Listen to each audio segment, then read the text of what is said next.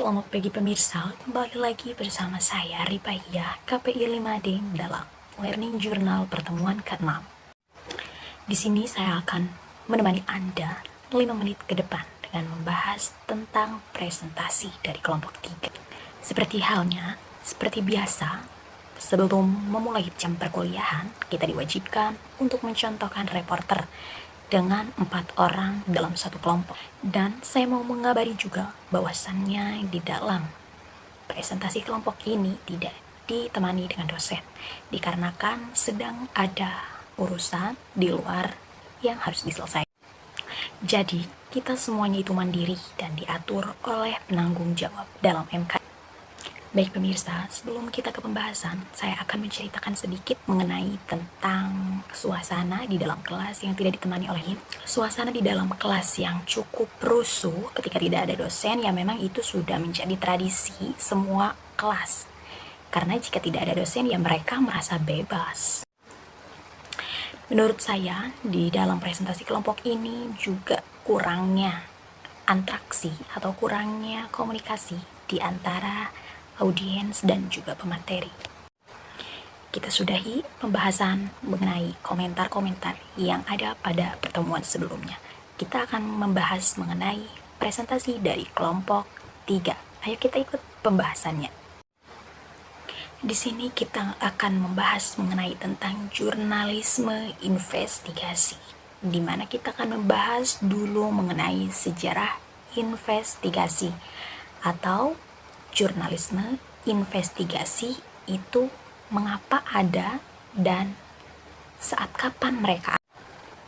Nah, kita akan masuk ke dalam pembahasan jurnalisme investigasi. Jadi, jurnalisme investigasi itu muncul pada akhir abad ke-19, di mana kemunculan ini adalah untuk membantu masyarakat untuk mengetahui apa yang tidak diungkapkan oleh pemerintah. Jadi pemirsa, pada abad ke-20 atau awal abad ke-20 ada istilah yang bernama muckaking. Nah, istilah ini digunakan sebagai bentuk penyelidik politik dan bisnis yang diungkapkan oleh wartawan dan disebarluaskan kepada masyarakat. Baik, sebelum kita menjauh dari pembahasan, saya sendiri akan menjelaskan mengenai jurnalisme investigasi itu apa.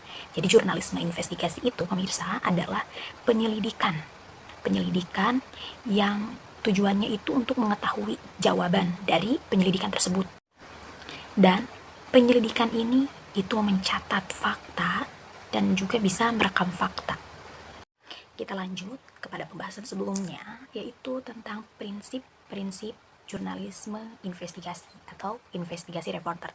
Nah, di dalam jurnalisme investigasi, kita itu sebagai jurnalisme atau reporter harus menggunakan 10 prinsip-prinsip yang ada dalam jurnalisme investigasi. Yang pertama, yaitu sistematis, harus tersistem, harus terangkai, harus tertata dengan rapi. Yang kedua, ada logis. Logis itu harus cocok dengan pikiran atau harus dipikirkan terlebih dahulu atau harus sesuai dengan pikiran-pikiran. Selanjutnya ada objektif. Objektif itu harus sesuai dengan sasarannya. Lalu yang kelima ada ilmiah, ada efektif, ada jaringan atau networking, ada kompeten, ada kerahasiaan, dan juga ada independen. Selanjutnya pemirsa, jurnalisme itu harus membela kepada kebenaran. Jadi tidak boleh menyimpang ataupun tidak boleh diganggu-gugat dengan kebohongan-kebohongan lain. Jadi, jurnalisme itu juga harus berpihak kepada warga dengan apa adanya atau dengan sejujur-jujurnya dengan mengungkapkan kebenaran-kebenarannya. Jurnalisme juga harus tetap independen dari pihak-pihak yang mereka liput. Jadi, jangan berbelok-belok ataupun jangan menyimpang, tetapi harus fokus satu tujuan untuk mengungkap kebenaran-kebenaran yang ada. Dan jurnalisme juga harus membuat hal yang menarik dan relevan. Untuk apa? Untuk tujuan mereka teratasi. Jadi sesuatu hal yang menarik dan relevan itu bisa memicu